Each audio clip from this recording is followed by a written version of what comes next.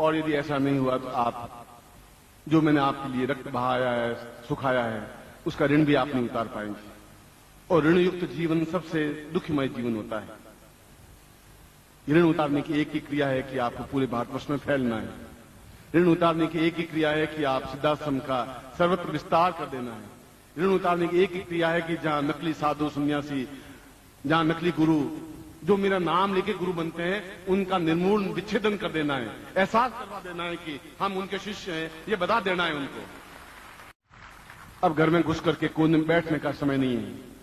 अब औरत का पल्लू पकड़कर चलने का भी समय नहीं है। अब बच्चों को छाती से चिपका करके रोने का भी समय नहीं है।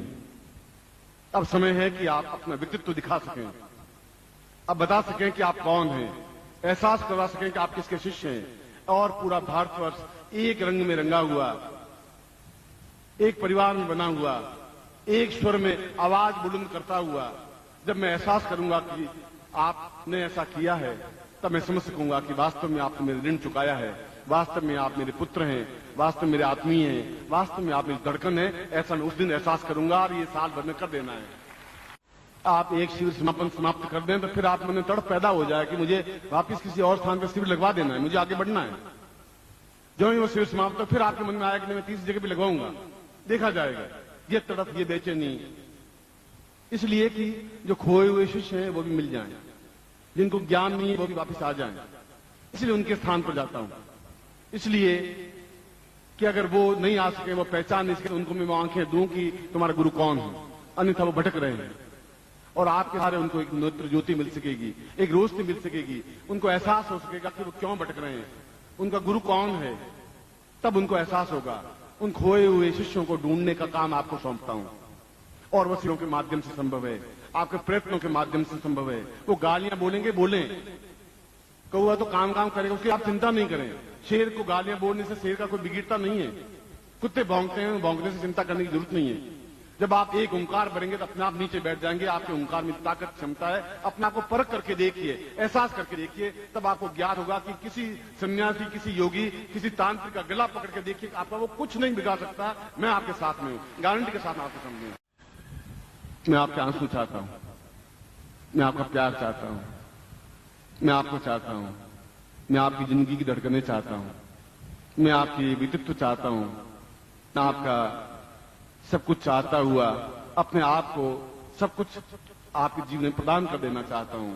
ऐसा बना देना चाहता हूं कि हजारों हजारों सूर्य भी आपके सामने फीके पड़ सकें। ऐसा पक्त बना देना चाहता हूं, तेजुल बना देना चाहता हूं।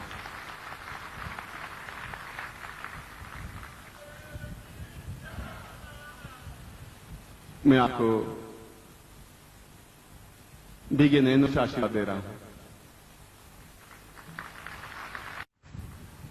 मैं विद्रोही हूं।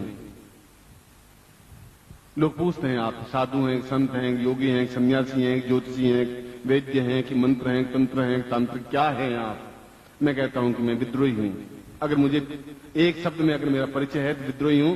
हर उस पाखंड, हर व्यक्तित्व से विद्रोह करता हुआ, चाहे उच्च कोटि के योगी, यति, सन्यासी, उनसे भी विद्रोह करता हुआ, आपके साथ जो कमिटमेंट किया है, आपके साथ जो विश्वास किया है, आपने मेरे साथ जो विश्वास किया है, उसको पालन करने के लिए उस अद्वितीय स्थान पर पहुंचा देना चाहता हूं। आने वाली पीढ़ियां आपका नाम गर्व के साथ ले सके, मैं गर्व के साथ आपका नाम ले सकूं, आप एहसास कर सकेंगे मैं आपका गुरु हूं। इससे अलावा और क्या चाहिए आपको? शंकराचार्य ने और ब्रह्मोपनिषद में कहा है कि अहम ब्रह्मास्मि, मैं स्वयं ब्रह्म हूं। और मैं स्वीकार करता हूं कि मैं कई बार आपके ऊपर माया का पर्दा डाल देता हूं। जो ही आप माया से बाहर निकलने की कोशिश करते हैं, फिर एक पर्दा डाल देता हूं। मैं खुद स्वीकार करता हूं आज। और उसमें से भी कई साधक और साधिकाएं ऐसी हैं कि उनके ऊपर माया का कोई आवरण पड़ता ही नहीं, कोई प्रभाव ही नहीं पड़ता, वे रुकते ही नहीं, उनके पांव ठिठकते ही नहीं, वे विद्रोही बन गए हैं। अपने आप में चुनना पड़ता है कि आपको पत्नी प्रिय है, पति प्रिय है, धन प्रिय है, मकान प्रिय है, आपका समाज आपको प्रिय है। इसलिए बार बार माया का आवरण मैं खुद डालता हूं और मैं देखता हूं कि आप में कितनी शक्ति और कितनी सामर्थ्य है, इसका पैमाना भी नापता हूं। शेर सामने खड़ा है और सामने उससे भी 100 गुना ज्यादा 1.5 वाला हाथी खड़ा हो जाता है तो शेर रुकता नहीं है, मुड़ के भागता भी नहीं है, उछल करके आपके सिर पर खड़ा होकर उसके मस्तिष्क को 2 टुकड़े कर देता है, उस आवरण को छिन्न भिन्न कर देता है। ठीक उसी प्रकार से जब मैं माया डालूं तो आप माया के आवरण को छिन्न भिन्न करके निकल करके मेरे पास आ सके, तब आप जाग रहे हैं, तब आप शेर हैं, तब आप शिष्य हैं, ऐसा बनाना चाहता हूं। इसीलिए आप में से और कुछ ऊंचाई पर उठें, इन छोटे छोटे स्वार्थ में लिप्त नहीं रहें, इन छोटी छोटी वासनाओं में लिप्त नहीं रहें, ये छोटी छोटी इच्छाएं आप नहीं रखें।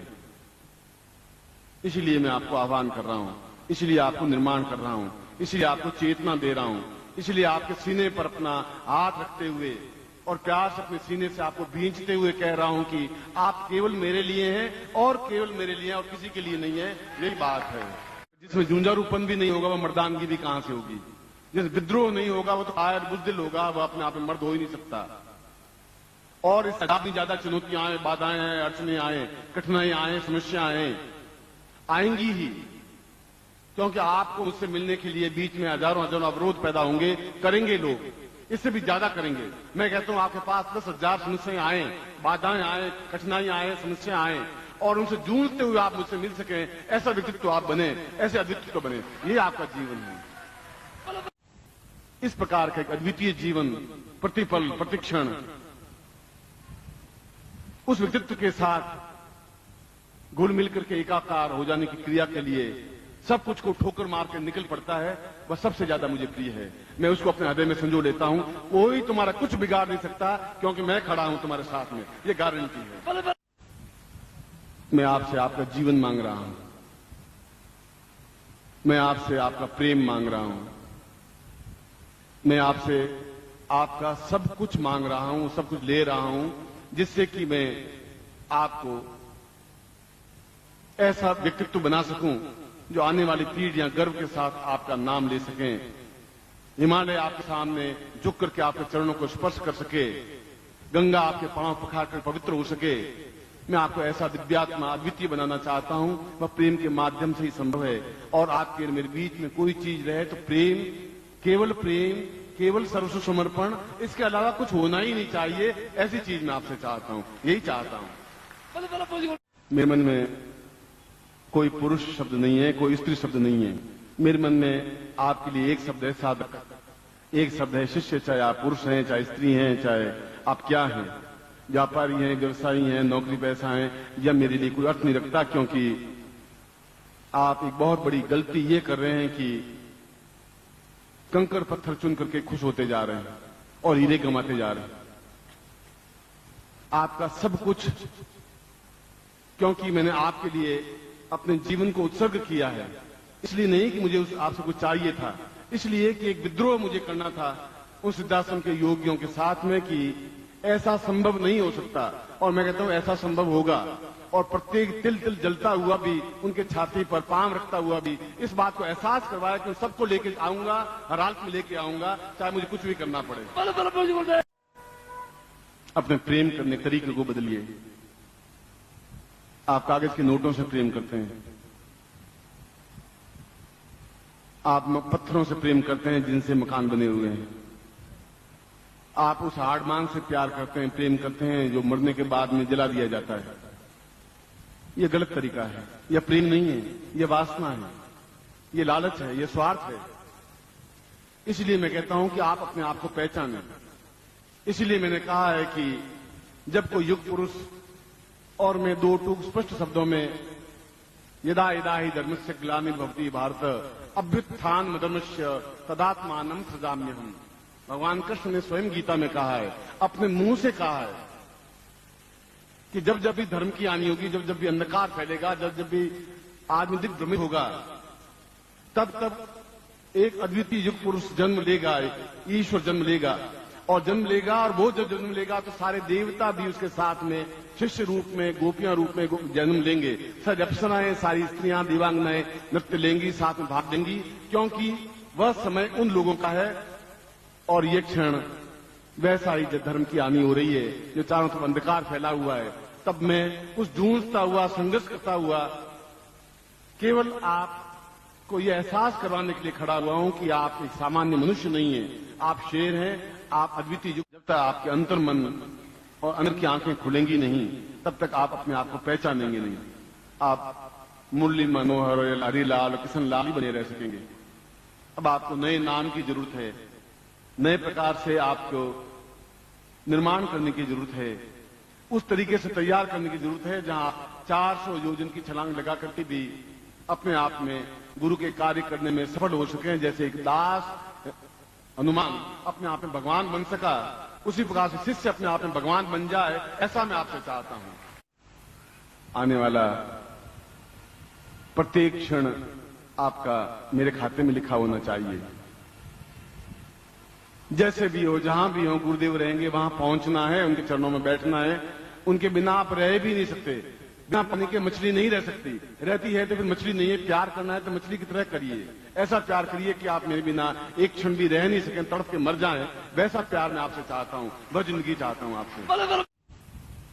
आप फिर मेरे बीच में एक प्रेम का, स्नेह का, आनंद का वातावरण बना रह सके, प्रेम में बन सके।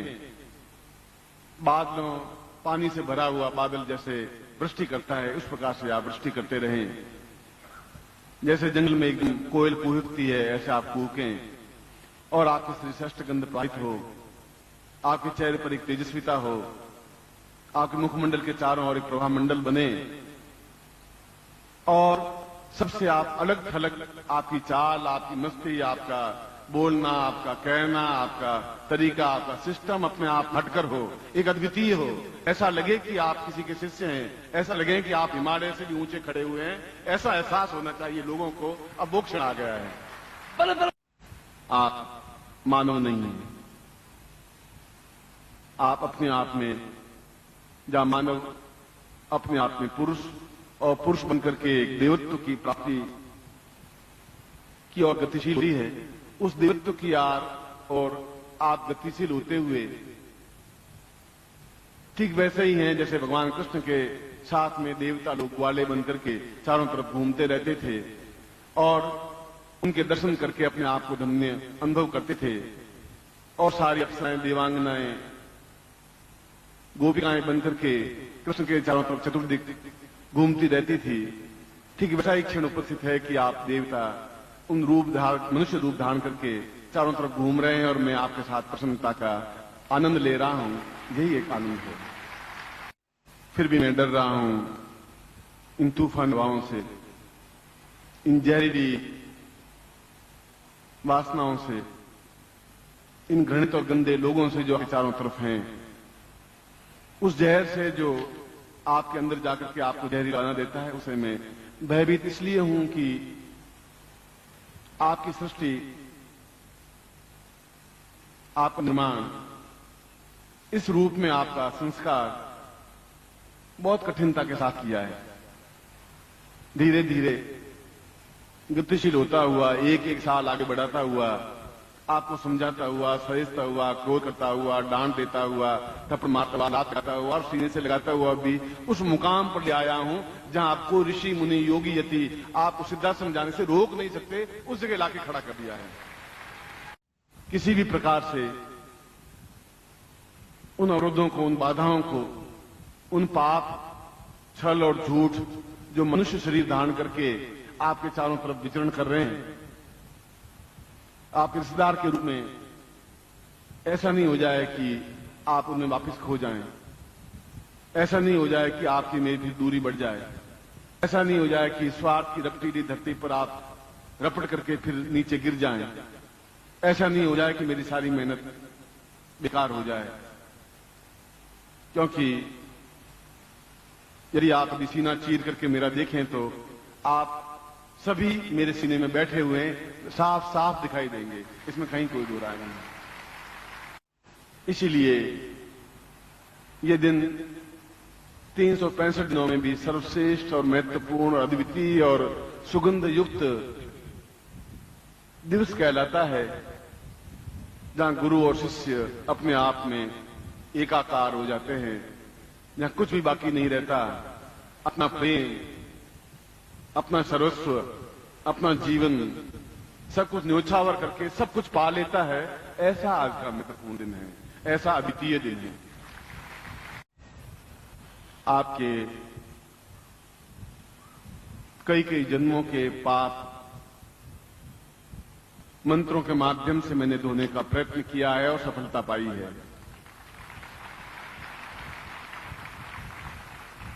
कई कई योनियों में भटकते हुए आप लोगों को उन योनियों से छुटकारा देकर के मेरे पास आपको बुलाया है और उन योनियों से छुटकारा दिलाया है। आपके मन की मलिनता और न्यूनताओं को दूर करके अपनी भुजाओं में आपको भर करके आपको प्यार किया है।